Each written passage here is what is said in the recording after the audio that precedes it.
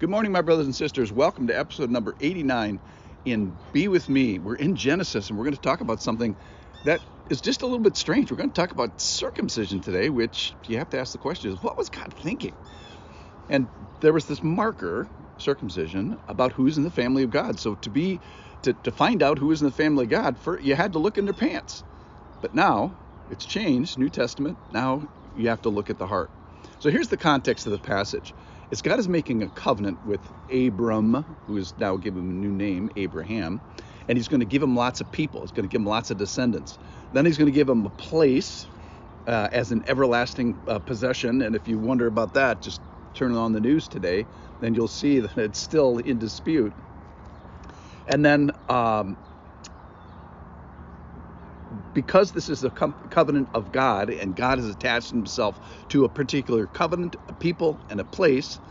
And then the most important thing about the covenant of Abraham, in my humble opinion, is that God is giving us himself. And the Lord is saying, you get my interaction in your life. You get me in your face. You get me in your life. And we're supposed to say, yes, I need you, and respond covenantally to him. So we're in chapter 17, and God is saying, hey, I will be your God, and I will be God to you. It's this great privilege. So let me read. This is, I'm going to start in verse 9. And God said to Abram,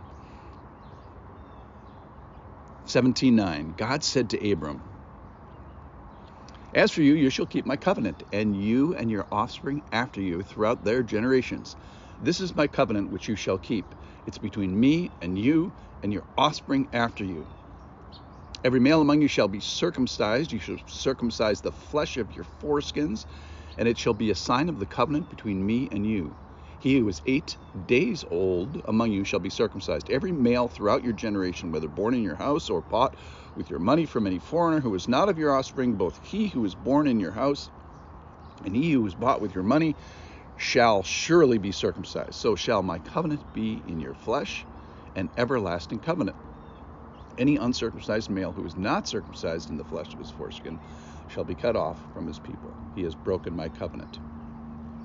So we have here a permanent, lifelong reminder of a permanent covenant. So the covenant is a people and place in the person of God.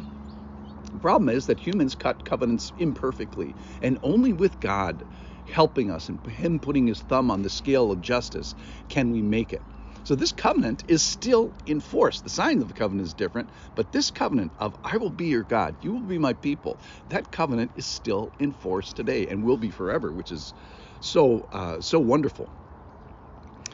So let's talk about cutting of the foreskins. I think he says this because he wants it to be in the forefront of your mind. Every time you get dressed, every time you use the bathroom, every time you go to bed, every time you enjoy the marriage bed, every time you put your pajamas on. In other words, constantly, I want this to be a marker that you see all the time. So far, God, to emphasize the importance of this, God gave Abraham a new name, Abram to Abraham, and then he revealed himself in a new way as the powerful El Shaddai, the strength, the Almighty. And then he gives him this new sign, the new sign of the covenant, which is circumcision. So it's a sign of the covenant. Circumcision is not the covenant. It's the sign of the covenant. And now in the New Testament era, we have new signs which have been superseded by by Jesus, such as baptism. So the covenant is not based on circumcision. It's based on the steadfast character of the Hesed of God. So his faithfulness is what the covenant is based on. It's kind of universal. Everybody who's with you is supposed to be doing this. And now we see this in the New Testament as it spills over into Abraham's spiritual children. So those that exercise the essential covenantal behavior is now faith, not circumcision. Now it's faith.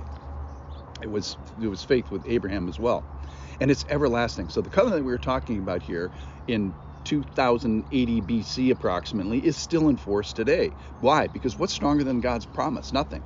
So it's a simple sign, and it's kind of like, hey, this is 101, at least you're doing this, right? And eventually it's going to move from a physical sign of purity and holiness to now a spiritual sign of purity and holiness. In Colossians chapter 2:11, it says, "In him also were you circumcised with the circumcision made without hands, by putting off the body of the flesh by the circumcision of Christ." So this circumcision, which is very literal here in the Old Testament, is going to move to a spiritual circumcision. From a circumcision made with hands to a circumcision not made with hands, and that is made by Christ. All right, and we get to associate with this eventually by faith. That's why women and children and everybody can be a part of this. So in a sense, we are definitely talking about foreskin surgery. And in a sense, we're also definitely not talking about foreskin flesh surgery in this. So like so many things of the Old Testament, you have to learn them first, and they will accurately point the way towards the New Testament truth and a reality that is active today. So why don't you have to get circumcised today? In a sense, you do, but Christ is the one that marks us as holy, as righteous, as family. So we have the same big representational ideas: covenant, holiness, purity, being set apart, God's activity primarily. He chooses to see us in a certain way. So how do we get into God's family? Who's of the family of God? Is it a physical circumcision? No, it's a spiritual circumcision. So in the New Testament, they were, when after Jesus came, this became a debatable point until they kind of figured this out. Romans 2:28 says, "For no one is a Jew who is merely one outwardly, nor is circumcision outward and physical." So there's been a radical shift in the New Testament that to be of the family of God used to be 100% of people had to be circumcised. And now we don't care about your physical circumcision. Now we care about your spiritual circumcision, which Jesus does for you. So who's in the family of God? It used to be that you had to look in your pants, but now you have to look at the heart. So the covenant is still in force. The old sign counts for nothing in comparison. So it's not like these old signs were trash, they were just superseded gloriously by Jesus. So the old signs count for nothing in comparison. Galatians 6:15, "Neither circumcision counts for anything nor uncircumcision, but a new creation." And we get that through Christ. So the sign of the covenant is past and overshadowed. So what was God thinking? Same thing as he was thinking now, which is, hey, you are mine, you are my people. I want to attach myself to you, and you attach yourself to me. Initially, it was done by body, but now it's especially done by the heart. So to receive all the things that are above our pay grade in Christ that I'm doing for you.